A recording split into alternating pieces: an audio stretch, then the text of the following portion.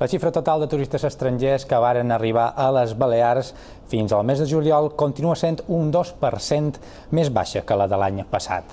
Així ho han reconegut des de la Conselleria de Turisme. Tot i així, són optimistes perquè el nombre de visitants que viatjaren a les illes durant el mes de juliol va pujar més d'un 9% respecte del mateix període de 2009. Una dada que diuen fa mirar el futur amb optimisme. Per intentar millorar aquestes xifres s'allargaran fins al mes d'octubre les connexions directes amb Polònia. Es mantindrà la connexió durant tot l'any amb França i es posarà en marxa 3 vols setmanals que uniran Palma amb el Regne Unit i que operaran durant tot l'hivern.